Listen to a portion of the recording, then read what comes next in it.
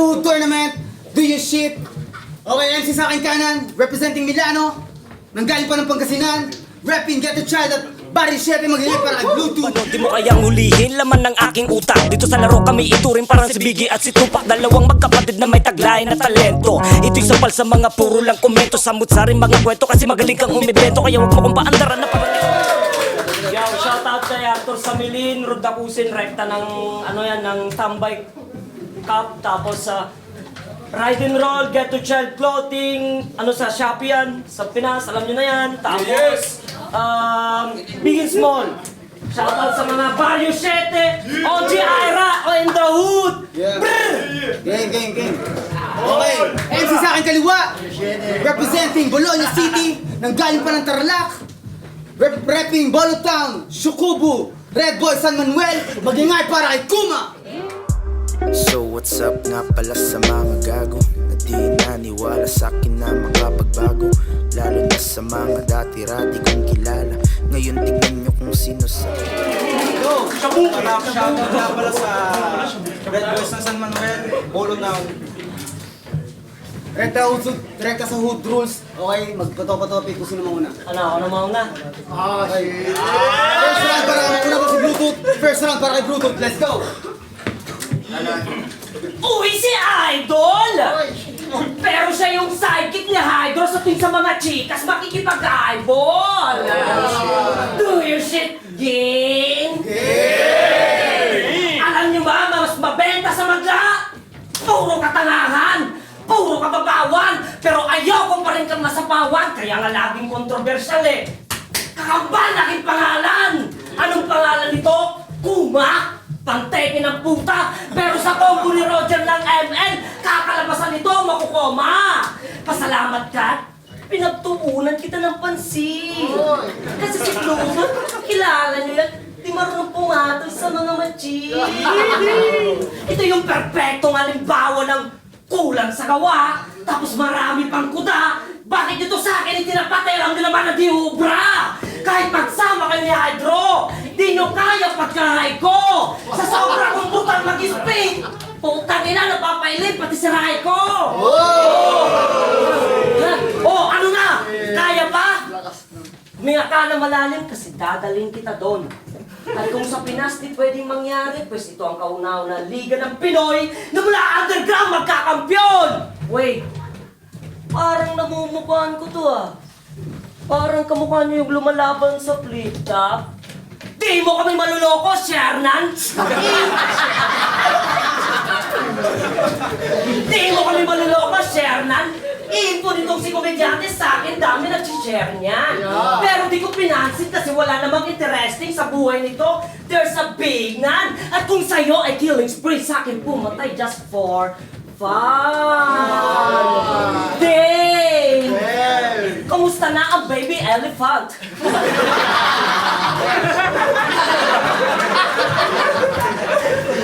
Wait! Chill! Kamusta na ang baby elephant? Tagal mo naglagi sa Pinas, malamang lyrics nito mas lalong naging relevant. Pero walang panama sa tunay na mandirigmas, yung mas veteran. Kigibain lang yan, pundasyon ng mga baguhan pag natapat sa tunay na veteran. Oh, sige, iyo lang namnamin at subukang iribat. Pero trono di madali na mangkinin hanggat ako ay nagrarap. At si Bluetooth, kung di nyo kilala, pues ako yun! At sinabi ko na nung preview battle ko na sa lahat ng rapper na sumali sa liga, humanda kayo ngayon kasi kinalagan na ng kadena ang gutom na leon! Putang ina!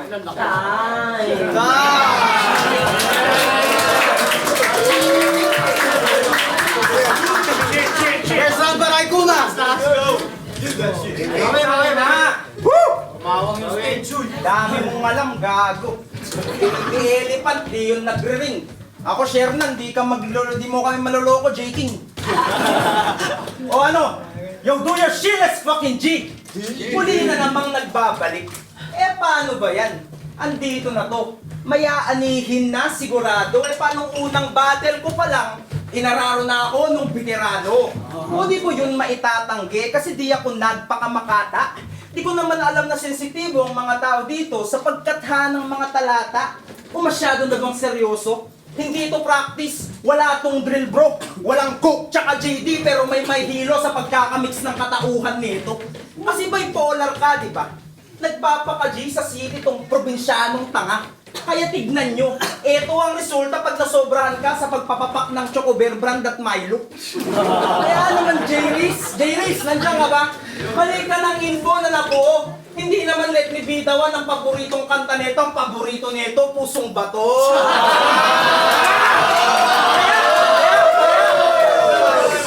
Kaya, huwag mo nang itanggi pa na dati mong trabaho jeepney driver kasi sa totoong buhay sweet lover ka. Bawasan mo masyadong pagkaangas, walang kwenta ang aura mo dahil dito madidebuff ka. Ang tanging handa ko lang ay pangkape kasi paglalamayan ka, ito yung huling gabi. Last night ka na nila ititirikan kasi sa gabi na to, mapapasugal ka. O pangla may reference ba? Tawagin mo akong Dr. Strange na may time stone kasi nakita ko yung pagkasawi mo inevitable na. Kaya naman tangina, eto na pala yun. Yung store mo sa akin nung nakabakasyon ako sa Pinas. Masyado kang papansin sa GC. Ganyan ba talaga pag tumanda kang walang nagmamahal sa'yo at wala kang ganap sa buhay kaya never ka naging busy? Putang ina at info lang. How ironic na ito yung galing probinsya at di nakatikim ng pagpag pero daig pa yung gutom na leon pag kumain ng laspag. Dagdag na impormasyon na nakuha ko lang yun. Na proud ma-chicks nga to pero yung mga chicks mo naman mga pokpok na single ma'am. Eto na si M-Flow. Kayang makipagbagsakan gamit ang bira-bira. Pero eto rin si Bluetooth, mala vulture, nakikipagpatayan para sa konting tira-tira. Kaya naman ito ang laban na dapat hinindian mo agad upang hindi mapatunayang kaya mo lang naman magbata ng iba kasi di mo kayang maging magulang. Gago, hindi ka naman malakas sa pagbira, magaling ka lang gumamit ng masasakit na salita. Ganyan talaga pag tumanda kang walang pinag-aralan tapos di pa marunong rumispeto ng iba. Tangina, ba't ako magpapakabait dito? Veterano ka ba? Gago, pati mismo si Marco kinwestiyon kung malakas ka bang talaga. Pero ayos na rin ako dito na kung matalo. Na kung masawi man ay marangal pa rin tong pagkamatay ng isang sundalo. Tsaka yan, mag-Istanbul, mag-choke na lang ako ng sadya. Kasi di naman sa pagiging duwag. Pero mas pipiliin ko na lang matalo sa pagpapabaya kaysa makilala na may nakalaban ako na wak. Nice! Woo! Round 2 para kay Bluetooth! Let's go! Tangina, ang linis mo. Baho ng ibang rapper, iyong kinakalkal. Alam nyo to, daig pang marites. Lalaking madaldal! Tangina mo, patay ka na agad doon. Pagsapa ko ng entablado, performance laging todo. Makatang talentado, at isa din sa may tira na bordado. Kaya madali na lang tumalampaso, ngayong natapat ka sa walang modo. At alam nyo naman, walang ibubugato. Anong kasunod? Alam nyo na. Psst! Hangin! Lobo! Sa akin ka na tuluyang mapapanis. Gamit wikang Tagalog. Bawat linya di matitiis. Namnamin mo bawat pasabog. Galawan ko'y di na palilihis. Pakyat na ko ng tugatog. At kayong lahat, huwag kayong pipikit, subaybayan yung karir kung di na magmamanit, panaog! Utangin na malalim ba? O masyado lang silang nasanay sa kababawan na nung lumabas yung flip top, inakalang yun na yung katotohanan. Pero kultura ng hip-hop, masakit mang sabihin, pero wala pa rin kayong nauunawaan. Oh, madaming natatamaan. Pero nasasaktan lang ang mga tulad kong mulat sa kamalayan. Kaya sabay-sabay tayo! Sa mga tulad kong sundalo, di pa rin mapantayan, di pa rin mapantayan. Oh, wait! Parang naiba ata ako sa lugar. Kaya babalik ako sa'yo, laki ng ulo mo, Avatar! Oh, tingnan niyo kung si itsurang naaasar.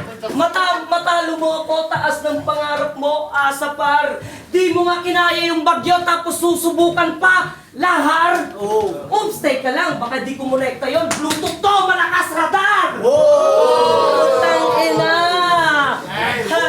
Tapos sa GC, kahit kulang ka sa lines, Nagre-rebad ka pa. Wala si Putik dito eh. Baka sa susunod, dito ka magyabang para sa susunod, ikaw lang susunod sa kanyang madibdiban ko pa.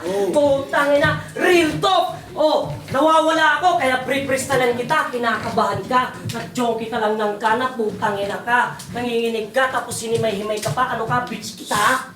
Oh, putangin na. Freestyle na yan, oh, tumatawa ka. Kasi nawala ako doon. Oh, mali ka ng pinasukang patimpalag. Tapos natapat ka pa sa hindi na Kristiyano. At ito ang bagong imahe ng batas. Kaya ako ang bagong basihan ng murado. Putangin na time. Time! Okay, good, good. Oh, round 2. Para ito na. Wala hindi na magre-rebat. Orin. Yo! Gusto ko sanang magpakabait sa liga, but I couldn't be kinder. Ano bang higit mo sa akin kahit sa aspeto ng buhay, di mo ko mati-take over? Kasi di ba pati sa pamilya mo, tinataboy ka na, pinapalayas ka na, tangina bumabalik ka pa. Kaya yan, napilitang maghanap ng ibang tahanan para makiupahan ng bagong tutuluyan o baka bagong matutulugan. Kasi di ba sabi mo machiks ka? Saan nagsabi nun? Sadya na rin nakikipagbabuyan ka sa iba, dapat sa bukid ka na tumira. O baka, baboy, chicks, huwag mo nang itanggi pa na animal ka talaga. Unggoy ka eh, tangina ka. Kaya naman, taga-probinsya nga to, sadyang kakainin kahit ano. Pati nga yung mga babae may asawa at anak pinagnanasahan mo. At sino ba tong si Jello? Gago, di kita kilala. Di mo kailangan turuan, kaya ko sarili ko. Yung Istanbul sa lang, tangina kasi kalaban ko, mas malakas at mas sikat sa'yo. Tsaka sa linya akong nagawa, natatandaan ko, ikaw offbeat na nga lang yung salita, tinulungan ka pa nung ghostwriter mo. At mabalik sa'yo, ito'y tapik di kamatayan para dito sa autistic na tanda. Speechless mga tao nung battle mo, pero hindi dahil sa sila'y namangha.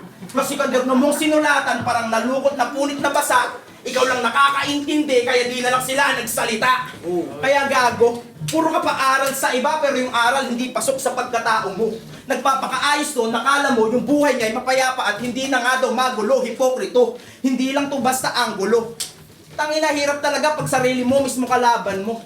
Puro ka pangasar, pero tangina, puro ka rin naman mention dun sa GC. Kala mo, bitch kita. Gago yung mga battle mo, di pang kontrobersyal. Ang sabi sa akin ni Marco, sinali ka lang niya kasi kala niya may sakit kang pang espesyal. Mas tuloy ako sa iyong naawa. Kayang banggain lahat para lang sa bilag. Gago, ganun ka nakilala. Ganun ka kadesperado. Raping solo, di ka ba nahihiya dyan sa ginagawa mo? M-Flow, Bluetooth, di mo nga alam kung sino ka. Sabihin mo nga sa akin totoo nung paglaban mo kay Jiris na pag-apak mo ng sentro, dala mo pagkageto mo.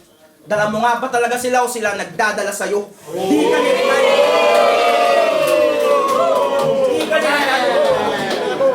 Di ka nirigal. Kulang ka lang ng dasal o kaya tensyon pang medikal. Umamin ka pang di na nagdodroga kaso walang natawa. Kasi wala namang may paki sa'yo, huwag ka nang mag-asa. Tsaka walang kwenta na paglaruan mo pa ako. Kaya sige, gayahin mo si Wewe. Total, ganun ka rin naman magka-loser. Kasi ito naman yung larong babaliktad kasi laro naman yung maglalaro sa user. O ano, partida na tong laban na to. Panalo ka na. Ay, ito lang yung ayokong sabihin. Na di ako gumamit masyado ng mga bara sa round 1 na to. Yung kasi sa akin nangabilin. Paano ang bulok ng kalaban ko kahit na wag ko na daw napilitin. Di ko naman kailangan ng mabibigat na bara. Para ka lang ay baliin. Kaya ano, baho mo tuloy sumingaw parang isang buwang di nilabahan na laundry. Tama na yung mga issues and real talk. Gusto nyo ng mga bara? Makinig kayo sa round 3.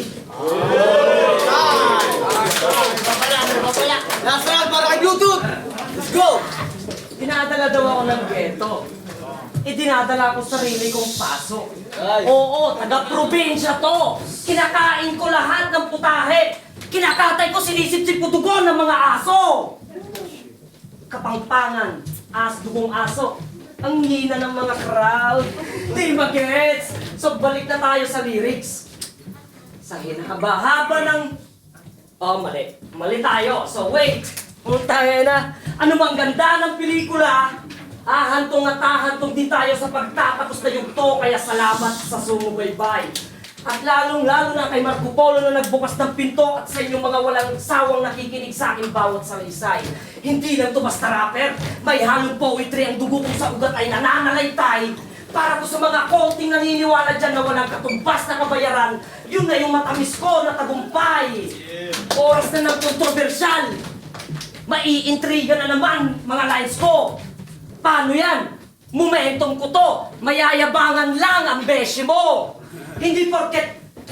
Huwag kang mag-illusion boy, nakalibel mo na ako porket nasali ka sa bracket. Hindi ba't ginusto lang ni Marco Polo na may kasali dito na tayo para mayroon akong malalait? Paglalaruan ko lang ito magdamag na para luma na papet. At parang syota mo lang din na paulit-ulit kong... Tapos sabay tapon pag sawa na ako na magamit. Putang ina. Kasalamat ka tong nakaraan, sinabihan ka lang na kumag ni Jawewe. Ba't di ka pa binatukan? Tapos Marco Polo, please naman, tropa tayo. Dito ako lalaban, dito sa walang pangalan.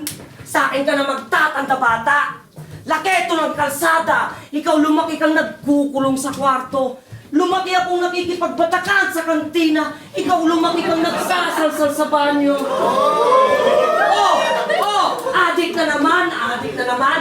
Kaya nga, pinarindigan ko na. Para sa susunod makalawa, ako na yayain yung bumata, huwag na yung ibang-iba. Lalo-lalo na, pag walang-wala, alam na. Daming nagtangka ang pabagsakin ako dito sa scene. Pero putangin na mo, isak ka din sa walang tiin. Kaya paano mo tatalunin na magaling na nakakaharap ko sa salamin. Matagal na tong subok, kahit madalas pang sabihang tagilid. At yung mga kasali sa liga, mga kapatid, huwag si kamatayan hintingin nyo. Si Bluetooth ang mag-ahatid. Putang ina. Tapos, grabe, ang dami mong impong nalalaman sa nung galing yan kay Marites. Pues, di mo ako mai-impress. Ano bang putahiyahin nyo, di pa rin ako maaanghangan sa Bicol Express. Puta ngayon na. Tapos, get to Chat RBT, Barrio 7, dito pamantayan. At kung sino mang bumangga, bukas ka na paglalamayan. Tayo, Blue Motherfuckers! Last round para kay Kuma! Yo! Ribat mo na, wala mo ng time. Ang ina nito, Bicol Express, bobo ka, baka pampangan ako tanga. Kung meron man na express doon, SC-Tex lang tsaka Tiplex, di ba?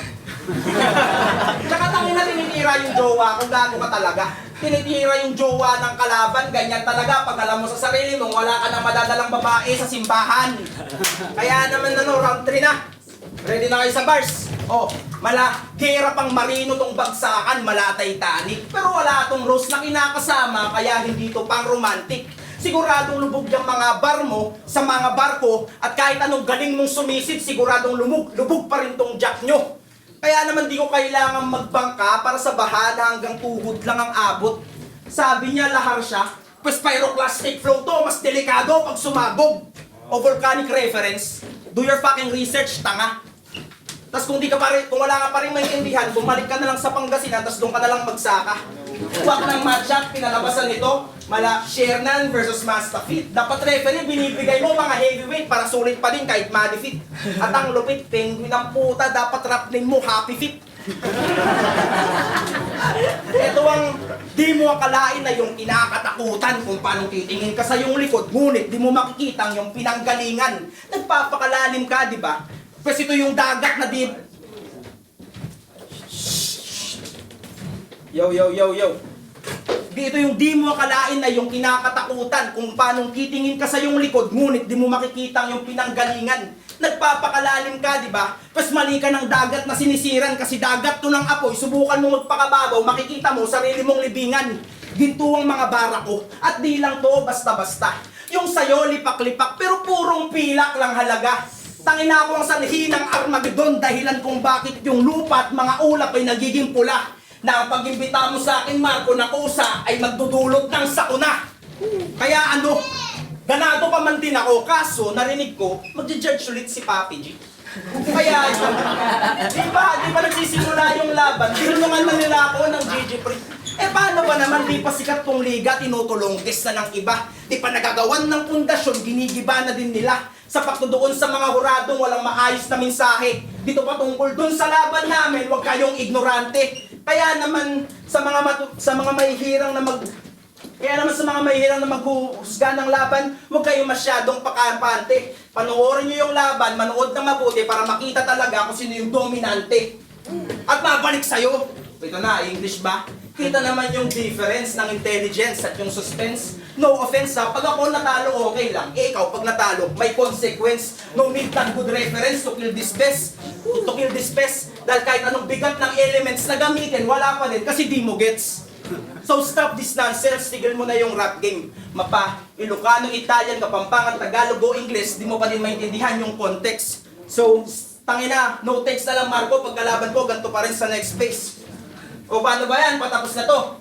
Ay gaya rin ma-expose na parang scandal dun sa FB. Kasi need some good FB dahil di na to babattle after dahil magkakagulo siya ng kanyang mga ka-FB. O FB, Facebook, feedback, fuck body. Ganun ako ka-friendly. Matik, ini-explain ko na mga bars ko, tangina parang ako si Jeric. Kaya naman, ito ang lagda ng yung dugo na umabot ka hanggang dulo. Pinabutan ka ng ulo gamit ang talim ng bolo. Kaya pagdarasal na lang kita at papaubay sa may kapal, di mo naman kailangan ng libingan, kasya naman yung sako sa imbornal.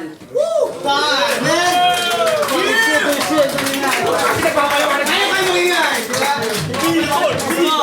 Boto ng Murado, 3-2, para kay Kuma!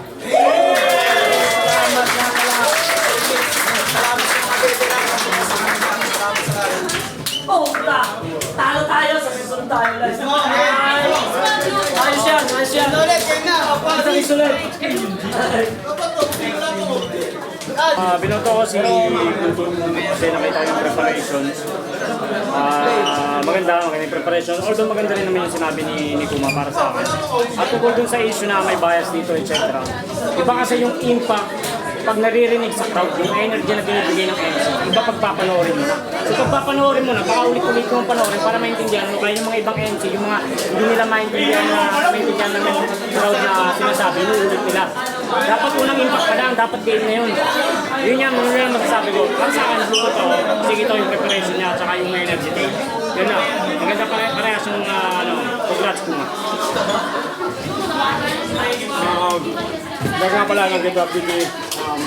Gawang-gawan, kasi pass ko yung dalawa eh. Okay yung kagulot. Kala ko tumakas si Siya. Pero kung medyo nag-stumble si Brutal Council of Presa sa mga. Tapos yung sauto ni Kuma. Ako tuloy na tuloy. Pinakasal na mapasal ako.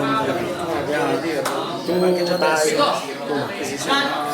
Lalabas ka? Check revenge. Binoto si Puma. Round 1, malinaw para sa akin na si Puma yun. Round 2, sa mga punches nila, dikit sila pareha sa may dalawang linya doon na nagustuhan ako para sa kanila. Ang problema na nag-stumble din para sa akin si Bluetooth, kaya sinigay ko yung boto para kay Kuma. Round 3, hanggang ngayon hindi ko pa rin masyadong nagpapasis sa utak ko yung round 3, pero alin man doon sa paliwanag ko nanalo mo rin na round 2 si Kuma, kaya kahit iboto ko man si Bluetooth doon sa round 3, wala na rin. Kaya para sa akin yung 1-2 para kay Kuma yun. Allora, entrambi preparati si vedevano, ho votato per Rambo di conseguenza il primo round e notico Ion perché sono partiti entrambi forti, grazie alla confidence mga sulat nila sa preparasyon, quindi voto tutti e due per ritablare un round. Round 2 ha fatto un po' stumble Bluetooth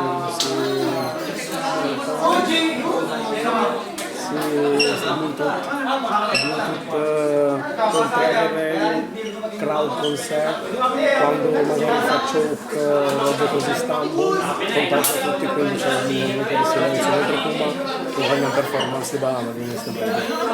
Quindi round 2 lo do a Kuma e round 3 lo do sempre a Kuma, mas naging dominante siya sa round 3. Entrambi yung round 3 nila mas malakas sa 2 at 1 nila, pero quello di Kuma hindi due